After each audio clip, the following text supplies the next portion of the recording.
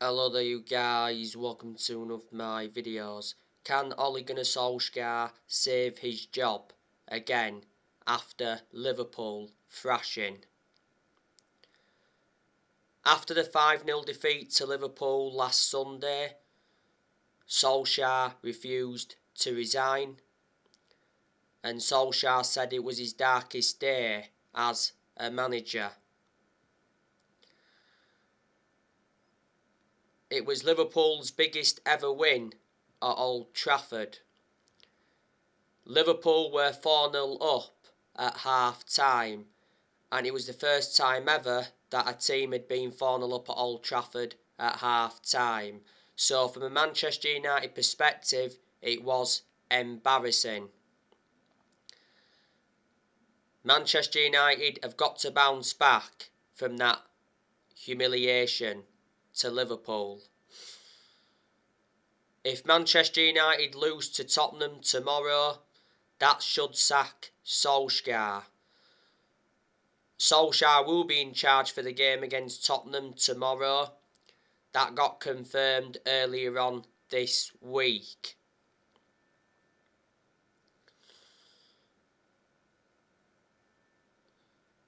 It recently said Solskjaer could be in his final week as Man United boss as pressure mounts. The Mirror said the other day that Man United have given Ole Gunnar Solskjaer 3 games to save his job. And our next 3 games are Tottenham, that's tomorrow, Atalanta in the Champions League group stage, and then after that it's Man City. Manchester United must pay Ole Gunnar Solskjaer £7.5 million if they decide to sack him. Because in the summer, Solskjaer signed a new contract with the club until 2024. There's an option of a further year, and Manchester United made a mistake giving Solskjaer that contract.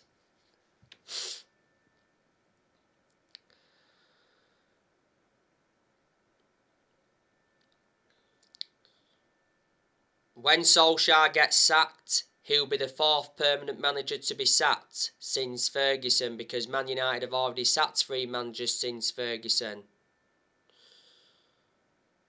We sacked David Moyes, we sacked Louis van Gaal, and we sacked Jose Mourinho. Now, I will not offend Solskjaer, because I adore Solskjaer a lot for what he's done for the club. Solskjaer is a club legend. He endured 11 years as a player for Man United. He flourished under Sir Alex Ferguson's guidance. But unfortunately, he's not good enough to manage Manchester United. And revert back to what I've said before, I want Solskjaer to succeed as Manchester United manager. But I'm being realistic, he won't succeed as Manchester United manager. Solskjaer will not win trophies as Manchester United manager. He's not yet won a trophy as manager, and Manchester United have not won a trophy since 2017. Solskjaer's been given long enough now. He's been Manchester United manager for almost 3 years. But I think Solskjaer's lowered the standards at the club, and the expectations are far too high for him to exceed as Manchester United manager. And Solskjaer's in a position that he shouldn't be in. This season is his 3rd full season as Man United manager.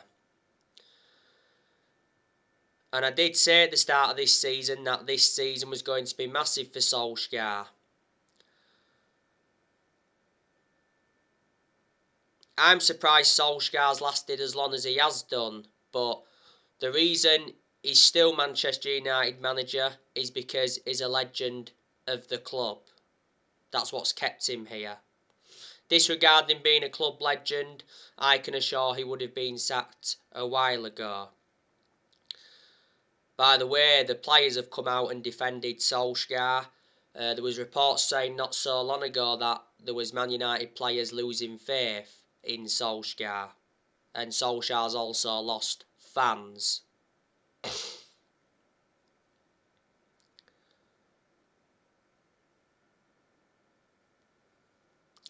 Solskjaer has no proven pedigree as a manager.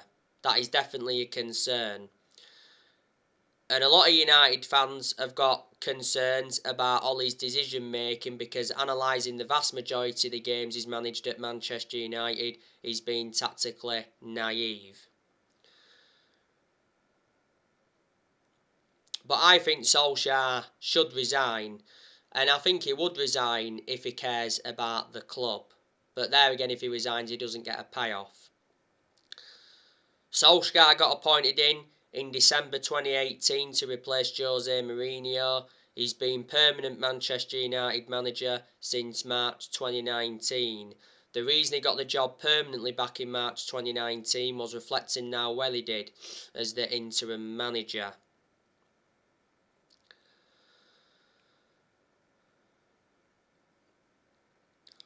Manchester United enjoyed a very good summer transfer window this year, spent around £141 million, brought four players in, brought Tom Heaton in on a free from Villa, brought Sancho in from Dortmund, brought Varane in from Real Madrid, and we re-signed Cristiano Ronaldo after 12 years. Solskjaer's enjoyed like 5 transfer windows now as permanent Manchester United manager.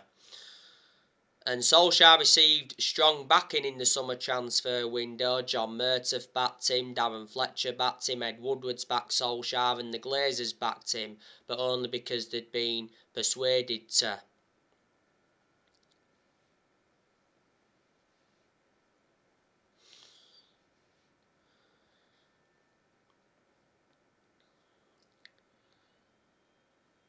Plus, Manchester United have got a very good squad. It's a title-winning squad. So, in reality, Manchester United should be winning the Premier League this season. Well, at the start of this season, Solskjaer came out and said that his ambition this season was to win the Premier League. We haven't won the Premier League since 2013. So, reflect on what I've just said. Solskjaer has run out of excuses. Solskjaer has signed 14 players as Manchester United manager and spent around £441 million. He's also got rid of a lot of players since he's come in, which he knew he had to do. You know, he's loaned players out, he's got rid of a lot of players permanently. A lot of players' contracts have been extended since Solskjaer got appointed in. Some progress has been made under Ollie, because Solskjaer's got us to semi-finals.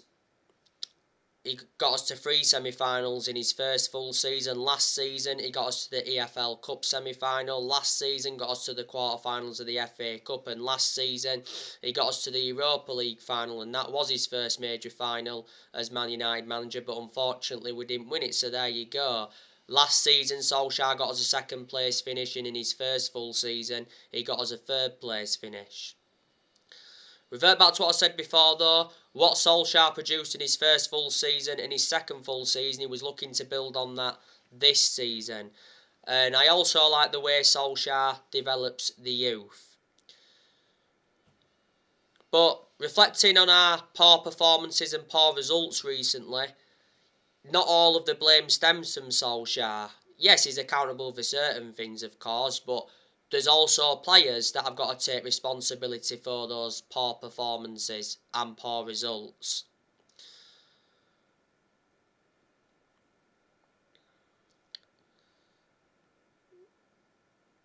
Manchester United have got some very, very good players. But the problem is, we're a team of individuals, like a lot of pundits have said recently. We don't actually play as a team, and you've got the likes of Liverpool, City and Chelsea that all play as a team, and that explains why they're in a much better position than Manchester United at this moment in time.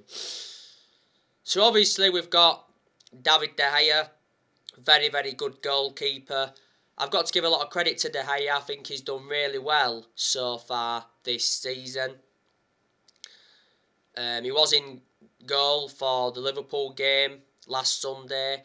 He was blameless for all of Liverpool's 5 goals. He made like 3 good saves in the game. He denied Trent Alexander-Arnold, he denied Salah from a tight angle, and he also denied Firmino from close range. Don't forget, De Gea reclaimed the number 1 spot back. In the summer, De Gea decided to cut short his holiday by 2 weeks to fight for the starting place. And De Gea said he was determined to fight for his Man United future.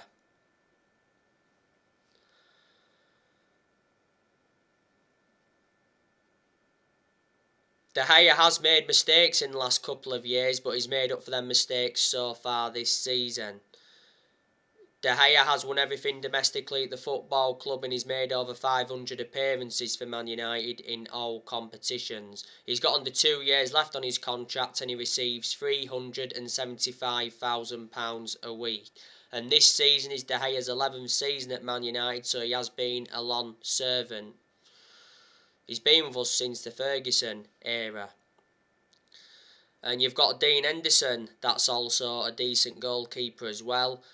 Henderson did well in a lot of the games he was in goal for last season. He got the number 1 in the last couple of months of last season. Dean Henderson's only been in goal for 1 game so far this season. That was West Ham in the Carabao Cup. Don't forget Henderson was out with COVID for a while. Henderson wants a loan move away from Manchester United next year, after De Gea reclaimed the number 1 spot back. Was it before the start of last season? Henderson signed a 6-year contract with Man United, worth around 120 grand a week, so reflecting on that, he committed his future to the club.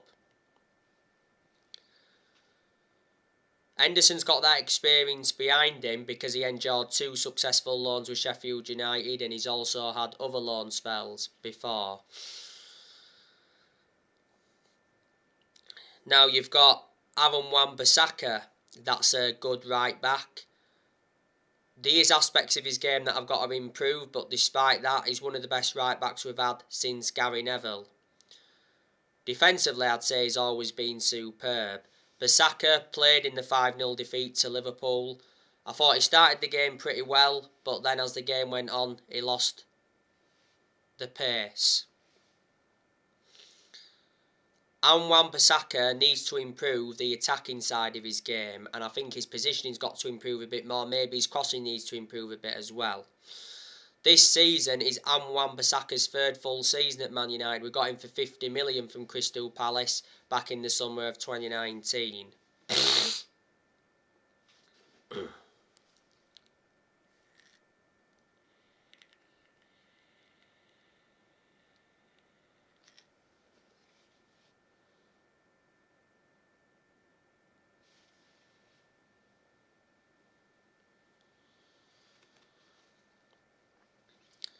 You've got Rafael Varane, that's a good centre-half. Varane though has been out with a groin injury. Could possibly be back for the game against Tottenham tomorrow. Varane has done well in a lot of the games he's played in for Man United before he got that groin injury, but on the other side of things, there's been a couple of games where he has looked off the pace.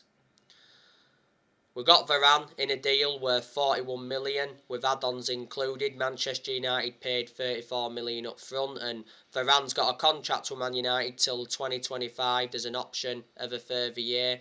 And Varane to Manchester United was official just before kick-off against Leeds, which was the opening day. Varane is regarded as one of the best centre-halves in the world. He's highly experienced and got a good pedigree behind him. Look at the amount of silverware he won when he was at Real Madrid, and he was also a very long-serving player at Real Madrid. You've got Eric Bailly, that's a decent centre-half. My only element of concern about Eric Bailly though is injury prone, so in that aspect is a liability. Towards the end of last season, Bailly signed a new contract with Man United till 2024. There's an option of a further year. Bailly doesn't get in the team, obviously, with the signing of Varane in the summer transfer window, and for some reason Solskjaer seems to prefer Lindelof ahead of Eric Bailly. I can't understand why.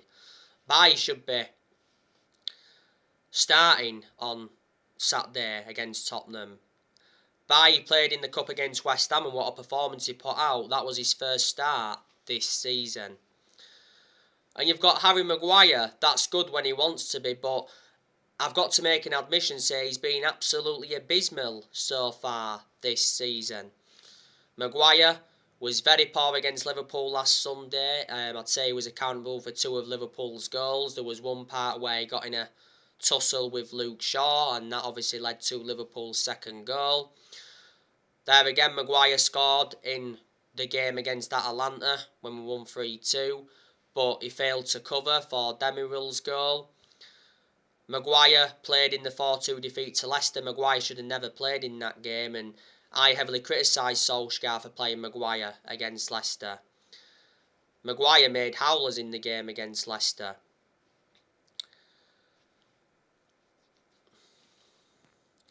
You know, Maguire just come back from a calf injury not so long ago.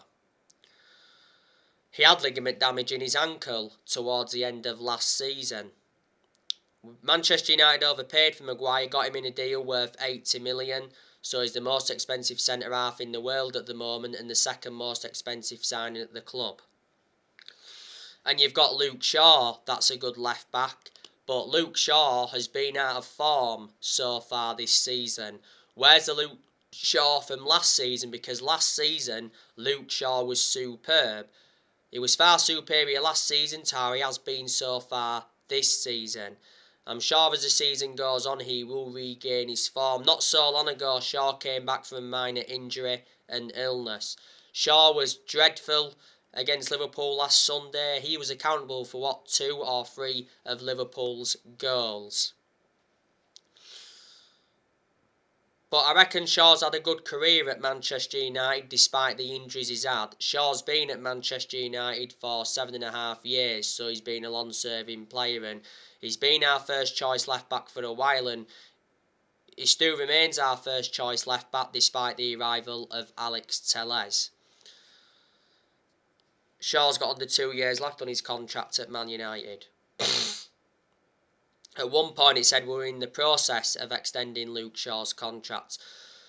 You've got Alex Telles, that's a good left back, but I haven't had much of a perception on him at Man United because he doesn't really get in the team. But in the games he's played in, he's been consistent. Telles was out with injury earlier on this season. The reason we brought Telles in was to provide competition for Luke Shaw. We got Telles for 15.4 million from Porto. And I'm expecting Telles to leave Man United next year. Now you've got Paul Pogba. That's a good player. Not only a good player, he's an imperative player as well. And I hope he stays at Manchester United, but he's not staying at Manchester United because Mark Ogden said that Manchester United are prepared to let Paul Pogba leave on a free transfer after accepting that he will not sign a new contract. Recently, Pogba apologised for his actions because it said Paul Pogba wants Solskjaer sacked. Recently, Pogba rubbished the report of Ole Gunnar Solskjaer because it said that Pogba snubbed Solskjaer after the Liverpool defeat. And reflecting on that, it said contract talks had been put on hold. Pogba is suspended for 3 games because Pogba got sent off against Liverpool. The reason he got sent off was that 2-footed challenge on Naby Keita. Pogba should have started against Liverpool, and I heavily criticised Solskjaer for not starting Pogba. Pogba came off the bench. Pogba also didn't start against Atalanta, but to be fair, he came on and he made an impact. Earlier on this season, Andy Mitten from The Athletic said that Manchester United offered Pogba £400,000 a week to stay at Man United. That would see Pogba become the second highest earner. At the moment, Pogba receives around 290 grand a week, and earlier on this season it said Pogba wanted to stay at Man United, and even Paul Scholes backed him to stay. Pogba's current contract at Man United expires next summer. Before the start of this season, Pogba rejected a Man United contract, and earlier on this season it said Pogba's very likely to leave Man United on a free next summer.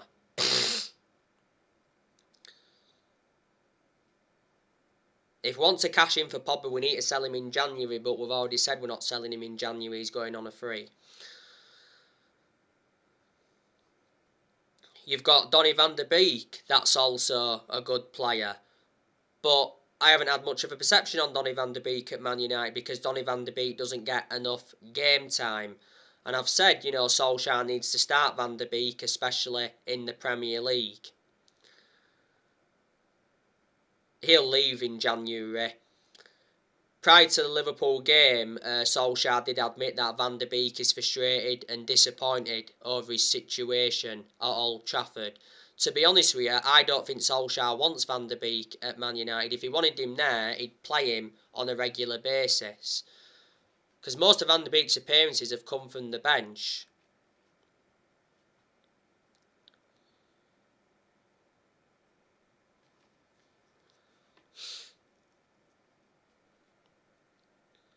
And earlier on this season, he said Van de Beek was furious with Solskjaer as he was left on the bench in Man United's win over Villarreal. And reflecting on that, he said Van de Beek will try to force a January transfer away from Man United.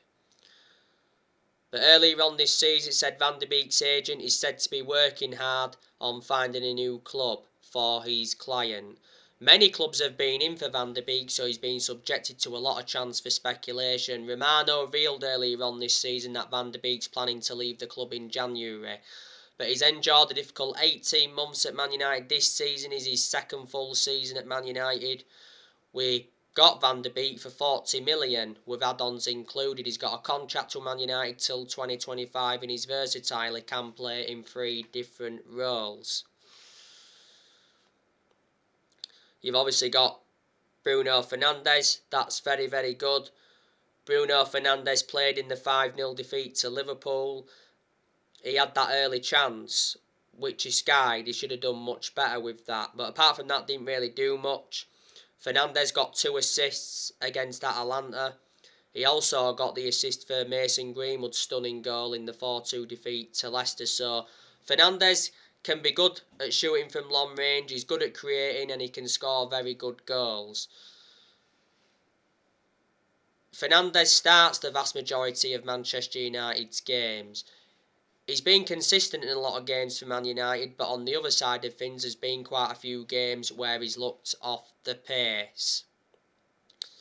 He's one of our best signings we've made since Ferguson retired.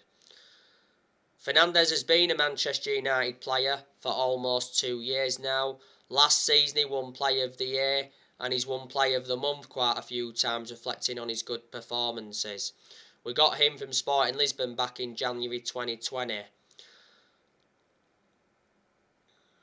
Earlier on this season he made it clear that he wants to stay at Manchester United, and when he first came in he said, "I've come to United to win trophies." Earlier on this season it said Fernandez was close to signing a new 5-year contract with Man United worth £250,000 a week with the signing of Ronaldo. At the moment he's got a contract with Man United till 2025 and there's an option of a further year.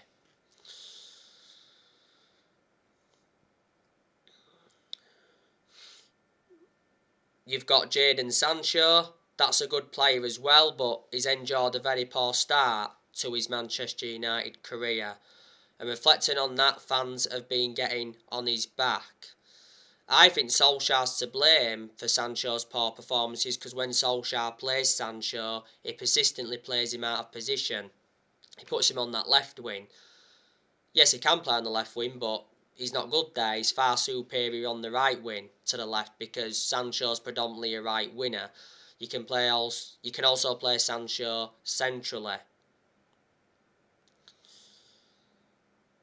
There's some games though he doesn't even play Sancho. I think Sancho will be involved against Tottenham tomorrow.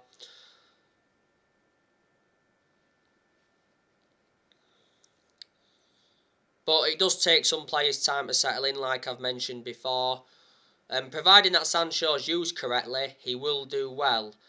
Earlier on this season, Borussia Dortmund warned Man United about the Jadon Sancho problem. Dortmund's CEO came out and said that Sancho's lack of game time at Man United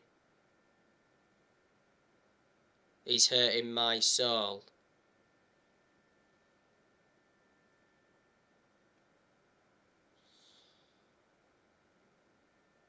We got Sancho in a deal worth 78 million with add-ons included. He's got a contract with Man United till June 2026. There's an option of a further year.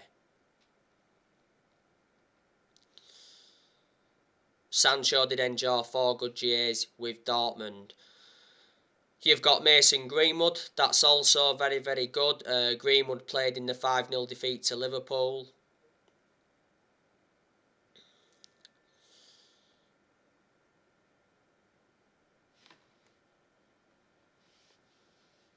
I thought he was our best player against Liverpool. He actually had a good chance in the game that produced a good save from Alisson. That's the only save Alisson had to make for the entire game. That just indicates how poor Man United were. But Greenwood did look threatening every time he had the ball. Greenwood played against Atalanta, didn't really do much in that game, couldn't really create any opportunities, and he scored a stunning goal in the 4-2 defeat to Leicester. Greenwood has scored 4 goals in the league so far this season. At one point, Greenwood went a while without scoring, didn't he? But despite that, he's been an absolute revelation since he broke into our senior squad back in 2019. He's been a United player since the age of 7, so he's been part of the club for a long time. And last season, Greenwood signed a new 4-year contract. You've got Marcus Rashford, that's also good. Rashford, though, was abysmal against Liverpool last Sunday. His positioning was quite poor. He played that horrendous back pass to Mohamed Salah and just couldn't really get any runs in behind. He did have a good chance from long range, just went wide. Rashford did have a minor injury prior to the Liverpool game. In the 2 previous games prior to the Liverpool one, though, Rashford made an impact. He did well against Atalanta. He scored in that one. And he also scored on his comeback in that 4-2 defeat to Leicester. Rashford was out with a shoulder injury for a while, and at one point, Rashford had to have an operation on his shoulder. We need to keep Rashford on that left wing because that's where he's mostly effective. Rashford's been part of the club for a long time. He's been a United player since the age of 7 and he's been in our senior squad since 2016. And Rashford's got a contract with Man United till 2023. You've obviously got Cristiano Ronaldo, best player in the world overall. But not at this moment in time. I'd say Salah's the best player in the world at this moment in time. Yes, Ronaldo played in the 5-0 defeat to Liverpool. Ronaldo was lucky not to be sent off for kicking Curtis Jones, and Ronaldo also had a goal disallowed. From my perspective, though, that goal should have stood because it looked onside to me. Ronaldo looks very frustrated against Liverpool. Ronaldo scored the winning goal against Atalanta, so he saved us in that one. Ronaldo obviously played in the 4-2 defeat to Leicester. For the vast majority of that game, though, Ronaldo was anonymous because Ronaldo wasn't really getting enough service. Ronaldo tried to storm off the pitch against Leicester, but Solskjaer stopped him. Prior to the Leicester game, Ronaldo informed Solskjaer that he wants to play in every single league game. Don't forget, Ronaldo got named Premier League Player of the Month for September. Ronaldo scored 6 goals in all competitions so far since he re-signed, so he's done well since he's re-signed. And you've also got Edinson Cavani that's made an impact since he's come in, but I think Cavani will be leaving next year. So there you go. It's a good squad. There's obviously inconsistent players at Man United. You know, Martial's not good enough to represent the club. Martial doesn't really get in the team anyway. Mata's no longer good now because, like I've said before, he's lost that yard of pace and he's aging up and he doesn't really get in the team anyway. But I do think Juan Mata's had a good career at Man United. I don't think Lingard's good enough. Fred's not good enough. I don't think McTominay's good enough. Matic isn't good enough either. Lindelof's not good enough. Delot's not good enough. So there you go. So anyway guys, that's everything to update you for today. Drop me comments, likes below on the channel. If you do, consider subscribe as always, and take care. God bless. I'll see you all again very, very soon.